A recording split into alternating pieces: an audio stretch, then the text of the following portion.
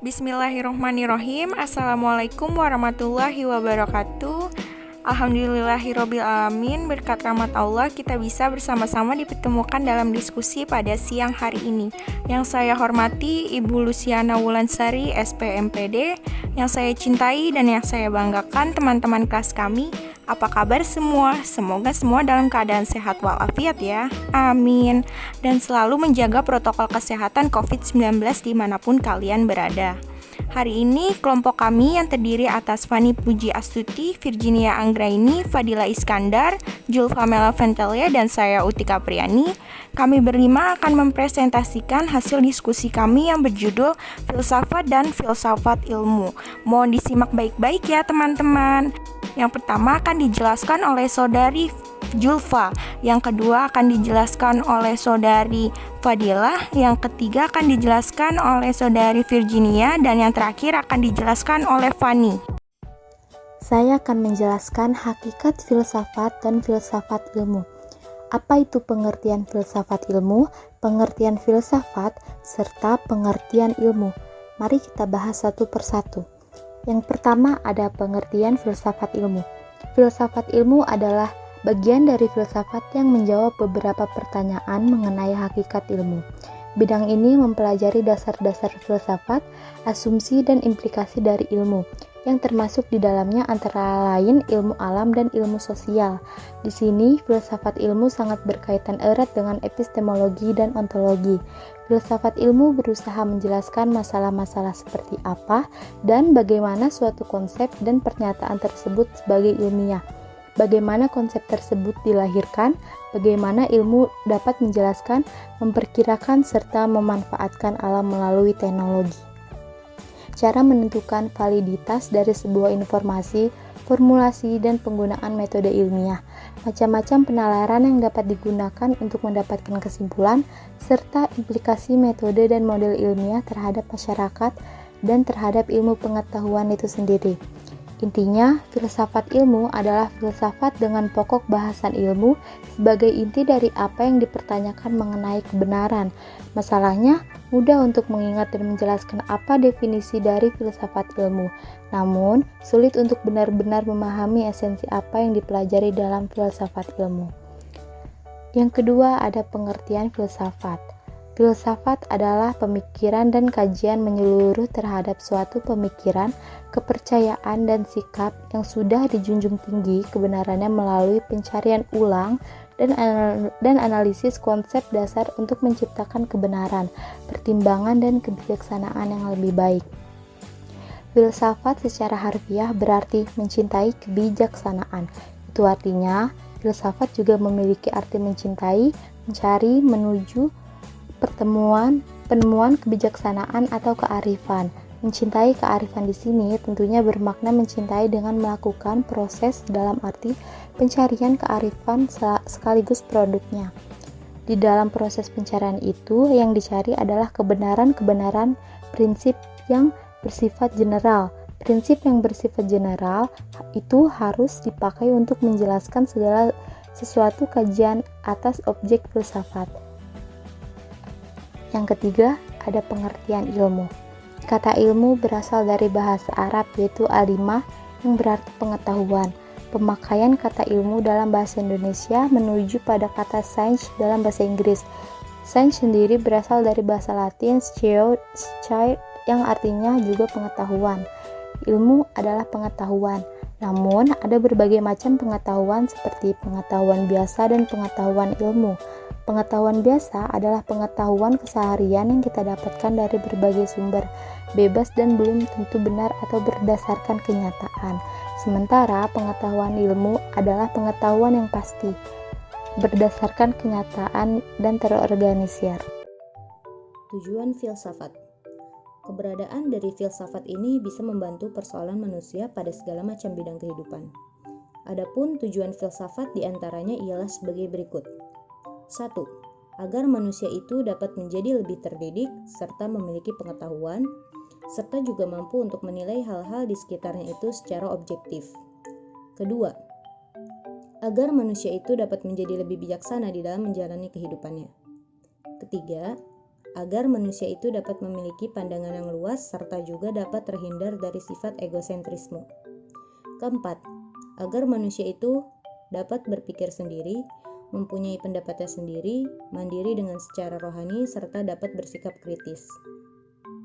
Kelima, agar manusia itu dapat mendalami unsur-unsur pokok ilmu, sehingga bisa atau dapat memahami sumber, hakikat, serta juga tujuan ilmu.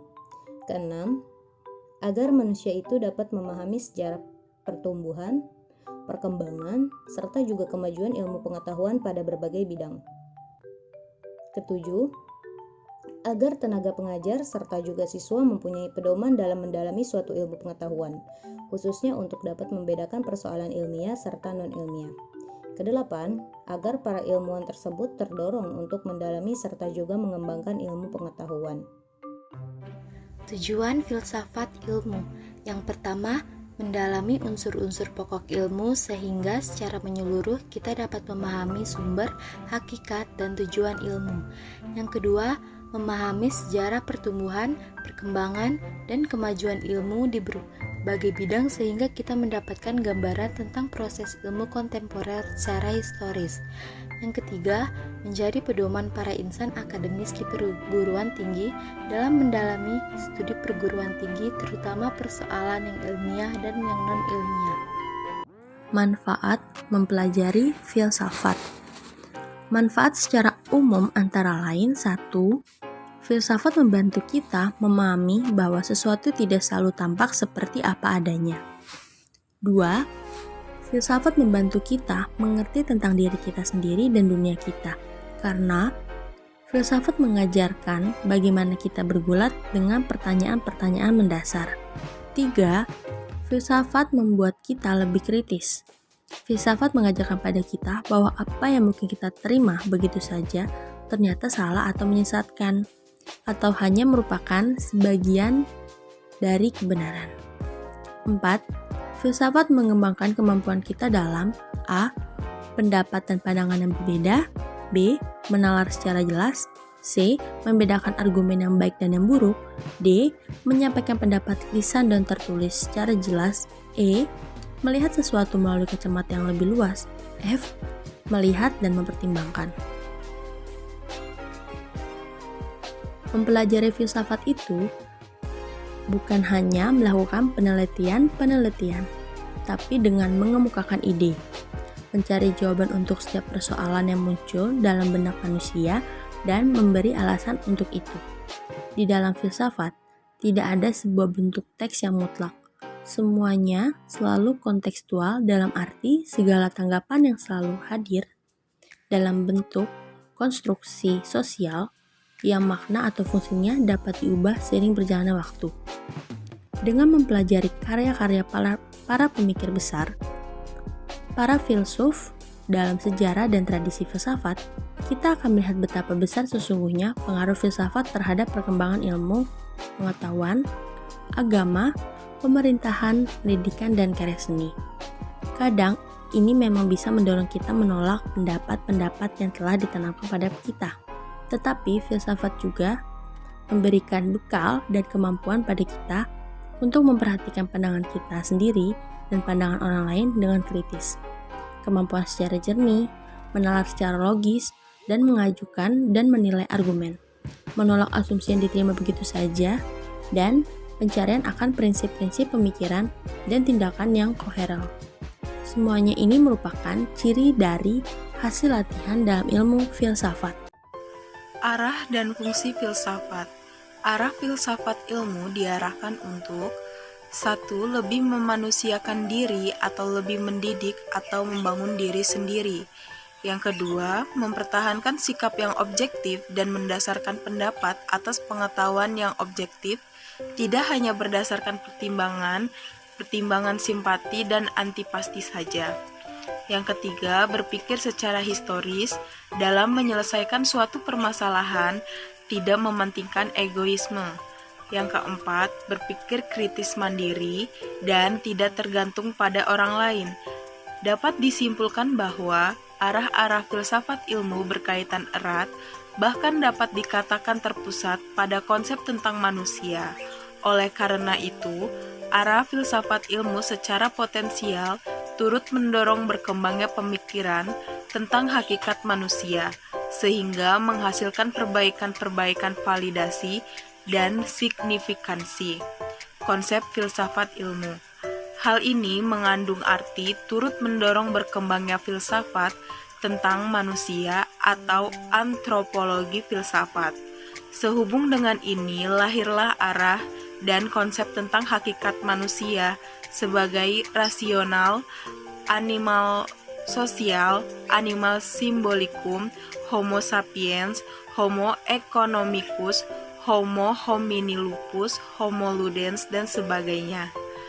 Berbagai arah filsafat ilmu memberikan dampak terciptanya konsep-konsep atau teori-teori ilmu yang beragam. Masing-masing konsep akan mendukung filsafat ilmu tersebut. Dalam membangun teori-teori pendidikan, filsafat ilmu juga mengingatkan agar teori-teori itu diwujudkan di atas kebenaran-kebenaran berdasarkan kaidah-kaidah keilmuan. Dengan kata lain, teori-teori pendidikan harus disusun berdasarkan hasil-hasil penelitian ilmiah. Fungsi filsafat ilmu. Fungsi filsafat ilmu adalah didasarkan pada pengertian filsafat sebagai suatu integrasi atau pengintegrasi sehingga dapat melakukan fungsi integrasi ilmu pengetahuan. Filsafat ilmu menggiring manusia ke pengertian yang terang dan pemahaman yang jelas. Kemudian, filsafat itu juga menuntun manusia ke tindakan dan perbuatan yang konkret dan berdasarkan pengertian yang terang dan pemahaman yang jelas. Filsafat ilmu membantu kita mengerti tentang diri kita sendiri dan dunia kita. Karena filsafat mengajarkan bagaimana kita bergulat dengan pertanyaan-pertanyaan mendasar. Filsafat ilmu merupakan salah satu cabang dari filsafat. Fungsi filsafat secara keseluruhan yaitu 1. Sebagai alat mencari kebenaran dari segala fenomena yang ada. 2. Mempertahankan, menunjang, dan melawan atau berdiri netral terhadap pandangan filsafat lainnya. 3. Memberikan tentang cara hidup, pandangan hidup, dan pandangan dunia. 4. Memberikan ajaran tentang moral dan etika yang berguna dalam kehidupan. Baik, itulah tadi hasil presentasi dari kelompok kami. Apabila ada kekurangan atau salah kata, lebih kurangnya mohon dimaafkan. Untuk teman-teman yang mau bertanya, dipersilahkan setelah video ini saya tutup dengan mengucap hamdalah, alhamdulillahirobbilalamin. Terima kasih perhatiannya. Wassalamualaikum warahmatullahi wabarakatuh.